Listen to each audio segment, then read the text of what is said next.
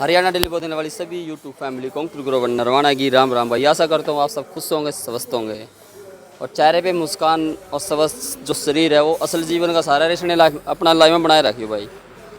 आज जिंद रह रहे हैं भाई। विषय क्या है बाकी इस विषय में मैं काम करे नहीं करता क्योंकि पर्सनल लाइफ वो है मियाँ बीबी की, लेकिन इसमें इन्वॉल्व है एक मंच भी हो रहा है, जो मंच एक संस्था है वह भी इसमें इन्वॉल्व है, और जो गांव राम और जो पंचायत है वो भी। उनने भाई मतलब कहा कि ना ये मुद्दा हम लाना चाहो मीडिया में, लेकिन मैं बनाया नहीं करता इस मुद्दा वीडियो, लेकिन मामला कुछ ज़्यादा संवेदनशील, ज़्यादा क्रिटिकल है।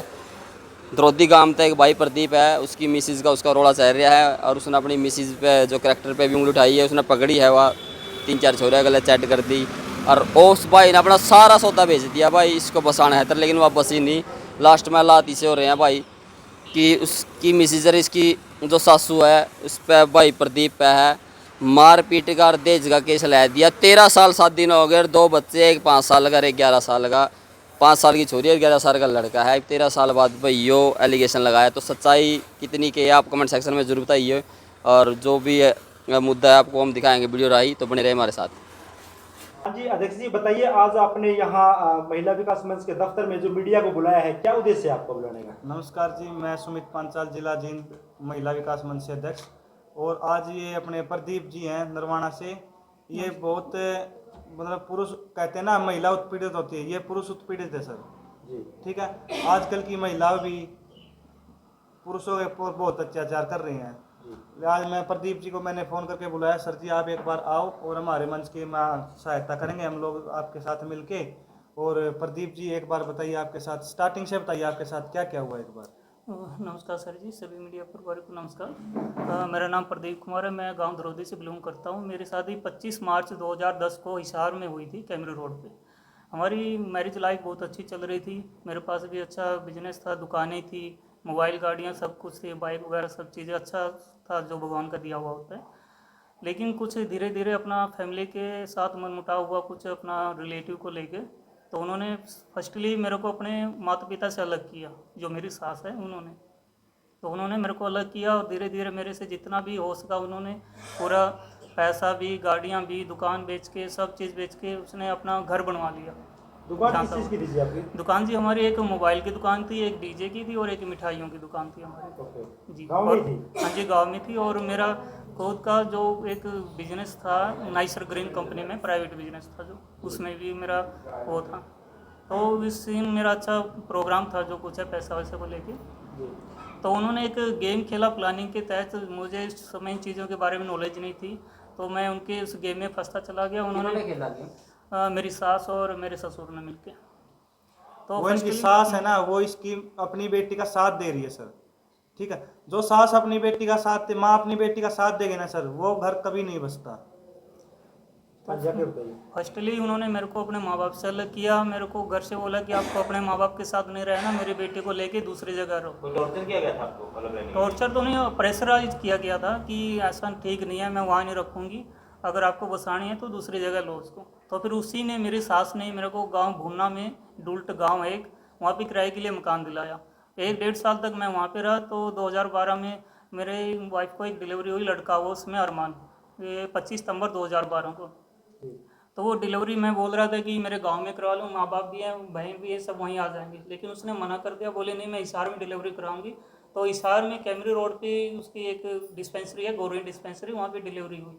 उस समय लड़की ने जन्म लिया। तो लड़का उस समय बिल्कुल ठीक ठाक था और उसका जो भी 6-7 महीने का रहन सहन था वो वहीं हिसार में रहा।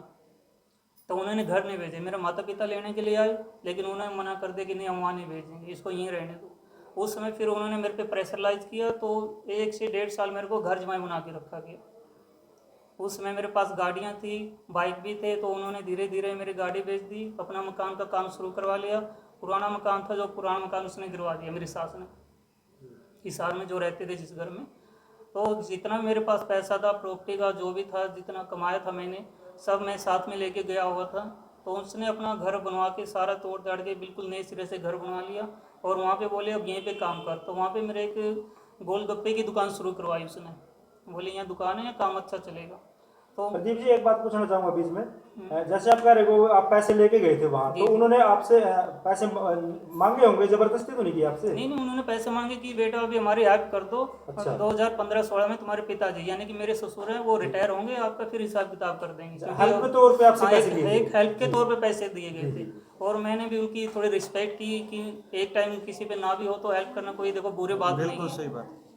तो मैंने अपने एक रिलेटिव में उनका मान सम्मान रिस्पेक्ट करते हुए उनकी पूरी हेल्प की, जहाँ जितना हो सकता था मैंने किया। जो रिश्तेदारी के माध्यम से करते हुए एक दूसरे का सहयोग हाँ, करते हैं वो सही किया। मैंने उनका पूरा सहयोग किया, लेकिन उन्होंने इस चीज़ का नाजायज फ़ायदा उठाया। तो मेरे पेरेंट्स लेने के लिए आए तब भी नहीं भेजा, मेरे को 1.5 साल घर जमाई बना के रखा गया उन्होंने। तो फिर उसके बाद जब मेरे पास कुछ नहीं रहा, दुकान मेरी ठप होगी, सब चीज़ होगी, दुकान गांव में बिल्कुल काम बंद हो गया मेरा, दुकानें बेच दी, गाड़ी बेच दिया, मेरे पास कुछ नहीं रहा। तो फिर उन्होंने मेरे साथ लड़ाई झगड़ा शुरू करना। तो उस चीज़ की मैंने सारी इन्फॉर्मेशन फिर अपने घर वालों को बताई, घर वाले पंचायत लेके आए, फिर मेरे को और मेरे बच्चों को वहाँ से लेके आई सास से। फिर मैंने गांव में दोबारा दुकान शुरू की, फिर दोबारा उन्होंने फिर वही काम शुरू कर दिया कि बेटा आज इतने भेज दे, आज इतने भेज दे। फिर भी भेजे आपने? फिर भी मैंने उसके पास गई, मम्मी जी मेरे पास है नहीं, जितना जितना मैंने अपने इधर उधर से उधार लेके दुकान का काम शुरू किया है। तो फिर उन्होंने क्या किया कि किसी तरह मेरे पे एलिगेशन लगा के 2015 में एक फाल्स से एलिगेशन लगा के कोर्ट में केस कर दिया मेरे ऊपर। क्या एलिगेशन था? उसमें 498 का, मारपीट का, डीवी का, और ये ऐसे कई धाराएं उसमें लगा के 306, 506 मेरे पास उसका अभी नोटिस भी रखा हुआ है। आपकी मिसेज ने लगाया आपके? नहीं, मेरे मिसेज देखो इसकी उसमें मिसेज इन्वॉल्व ने- नहीं थी, वो तो सर दिखाई भी नहीं दे रही कहीं। वो उसमें कहीं भी इसकी इन्वॉल्व सास नहीं कर थी। रही है जो भी कर रही है। मास्टरमाइंड वही है हाँ, सारे? सारे सब मास्टरमाइंड उसमें- मेरी सास आपकी है। मिसेज का क्या कहना है इस मुद्दे में सारे में? मेरी मिसेज चुप रहते, वो वही उसको कहती है, सर आगे नहीं आने दे उसकी रही। माँ उसके बाप बोलेंगे, वो वही करेगी। उसको भी प्रेशराइज किया जाता है कि एक अगर बात और है सर, आपको- जो इसकी सास है ना, इसके हस्बैंड मतलब जो इसके ससुर जी, वो भी खुद घर जमाई रह रहे हैं। वो पहले तो रहने वाले तो टोहाना के हैं, ओके। ठीक है, उन्होंने- लेकिन वो घर जमाई रह रहे हैं अपने आप वहाँ। कैसे जानते हो? इन्हें नहीं, बताया मैंने सर इनको वो। अपनी सारी वो बताई है, डिटेल्स बताई है। जो मेरे ससुर हैं वो भी घर जमाई रह रहे हैं वहाँ पे। जो मेरे से बड़ा दामाद है, उन्होंने 2011 में उस पर भी केस किया हुआ है। मेरे ससुर पे केस किया हुआ फर्स्टली, जो मेरे से बड़ा उनका दामाद है उस पर केस किया हुआ है, उससे छोटा उस पर केस चल रहा है। लास्ट एक मैं बचा हुआ था तो मेरे ऊपर भी उन्होंने केस डाल दिया 2015 में। ये उनका चौथा केस था पारिवारिक। उनका ये कंटिन्यू एक परंपरा बनी हुई है कि इनको किसी न किसी तरह जो महिला पीड़ित के लिए हित में कानून बनाए गए हैं कि उनको इंसाफ मिले, उन कानूनों का उन्होंने मिसयूज किया। और उन हो जाता है, देखो मियाँ बीवी में हर घर में तू मैमा होती है, लेकिन उन चीज़ों को घी में कहते हैं आग में घी डालने का काम किया है, ऐसा काम मेरी सास ने किया। और उन चीज़ों की रिकॉर्डिंग लेके मुझे ब्लैकमेल करती आ रही है पिछले 13 सालों क्या से। रिकॉर्डिंग है उनके पास? रिकॉर्डिंग जैसे एक दो बार मेरी वाइफ कुछ अडल्ट्री में वो पकड़ी गई थी, तो मैंने उनके घर को वो रिकॉर्डिंग वगैरह भेज दी थी। उस चीज़ के बारे में सारी चीज़ मैंने अपने परिवार को भी बताया, उनको भी बताया, लेकिन उन्होंने इस चीज़ का मिसयूज किया। उन्होंने रिकॉर्डिंग को बोला नहीं ये तुम्हारी फाल्स रिकॉर्डिंग है, हम नहीं मानते, हम तेरे ऊपर ही उल्टा एलिगेशन लगा देंगे। तो उन्होंने मेरे को उल्टा उस केस में फंसा दिया और 6-7 महीने मेरी वाइफ मेरे बच्चे को अपने घर बैठा के रखा। आपकी बीवी क्या बोली जब आप मतलब एक्स्ट्रा मैरिटल नहीं, अफेयर था? उन्होंने कोई बात नहीं करने दी। हम जब भी जाते हैं मेरी पत्नी से बात नहीं करने देते वो, ना ही मेरे बच्चों से ना ही पत्नी से। तो फिर मैं पंचायत लेके भी गया काफ़ी बार, 2 बार। तो पंचायत में वो एक ही डिमांड करती थी कि 1 लाख रुपए दे दो और बच्चों को ले जाओ, 1.5 लाख रुपए दे दो। ये मेरी सास भी था, वो बार बार यही डिमांड करती थी। वो पंचायती अब भी मौजूद है यहाँ पे। किस चीज़ की 1.5 लाख रुपए मांगती है वो? वैसे पैसे कि बच्चे को अगर लेके जाने हैं तो मेरे पैसे दे दो 1-1.5 लाख रुपए और बच्चे ले जाओ। आपने कोई कानून का सहारा नहीं लिया, कोई रिश्तेदार? नहीं, उस समय मैंने अपने परिवार से बात की, पंचायत से बात की। देखो पंचायत से बढ़कर मैं नहीं चाहता कि पारिवारिक इनके पिताजी सामाजिक खुद एक्स सरपंच बता रहे एक्शन हैं होता है वो सबसे पहले पंचायत के थ्रू होता है। पारिवारिक के पंचायत में हो जाए जो कुछ सोल्यूशन हो जाए, लेकिन उनकी ऐसी डिमांडें बढ़ती गई। 2015 में किया, फिर 2-3 साल सही रहे, फिर मैं गुड़गांव अपना सिक्योरिटी गार्ड की जॉब करने लगा। फिर वहाँ फिर उनका आना जाना रहा। जब भी मेरे साथ आती तभी हमारे बीच में झगड़ा पैदा कर देती। और आपकी फिर तरफ से आपकी बीवी है या आपके माता पिता की तरफ से उनको कोई चोट पहुंचाया गया हो? नहीं, आज तक उनको हमारे प्रताड़ित किया गया हो? नहीं, आज तो देखो मेरी शादी को 13 साल हो गए। अगर मैं उनके साथ मारपीट करता, किसी तरह से दहेज की डिमांड करता या प्रताड़ित करता, क्रोल्टी करता उनके साथ, तो उसका कोई एविडेंस होना चाहिए, प्रूफ होना चाहिए, चोट के निशान होना चाहिए, कोई रिकॉर्डिंग तो होनी चाहिए कि मैंने उनसे दहेज मांगा है किसी चीज़ से। लेकिन ऐसा उनके पास कोई भी प्रूफ नहीं था, जिस कारण वो 2015 के कोर्ट केस में वो फेल हो गए थे और वो हमारे पक्ष में फैसला हो गया था उसका। लेकिन अब फिर 2021 में मेरी मिसेज थी, वो थोड़ा अडल्ट्री में पकड़ी गई थी उसके दोबारा फिर? WhatsApp chats. हाँ, 2021 की बात है ये। तो उसका जीजा एक वे डी फार्मा के पेपर में उसमें वो करता है कि एजेंट बना हुआ है कि 10-20 में लड़के दे देता हूँ, तो उसमें कमीशन रोल होता है उसका। तो उसने मेरी सास को बोला कि प्रदीप का फॉर्म भरवा दो, मेरा नाम प्रदीप है, कि हमारे केस पूरे हो जाएंगे और इतने लड़के हमने देनी है। तो उसने 25,000 में मेरी मिसेज से बात की, मैंने उसको मना कर दिया कि मैं नहीं करूँगा, ना मेरे पास पैसे ना मेरे पास टाइम है, क्योंकि मैं सिक्योरिटी गार्ड की नौकरी करता हूँ 12 घंटे, मेरे पास इतना टाइम नहीं है। लेकिन वो क्या किया उसने, मेरी सास ने मेरी मिसेज पे प्रेशराइज किया और उसके जीजा ने किया। तो उसने क्या किया, पीछे से अपने जो गहने जेवर थे वो गुड़गांव में किसी सुनार की दुकान पे बेच के और उसको पैसे भेज दिए उसने। वो गहने जेवर आपके थे? नहीं, वो हमारे परिवार उसी के थे, मेरे मिसेज मिसेज के थे आपकी? तो वो बेच के आ गई और बेच के उसके जीजा को पैसे दे दिए और उसने मेरा फार्म भर दिया। मैं जैसे ही पेपर देने 24 अगस्त 2021 को पेपर देने के लिए गया, मैं रोपड़ पंजाब में मेरा सेंटर आया, तो मेरे पीछे से मेरी मिसेज को उसने बुला लिया घर हिसार में, मेरी सासू ने, जो मेरी सास लगती है सविता। तो वहाँ पे बुलाने के बाद उसने फिर टॉर्चर शुरू कर दिया मेरे को कि हमें इतने पैसे दो, नहीं तो मैं बच्चों को नहीं भेजूँगी।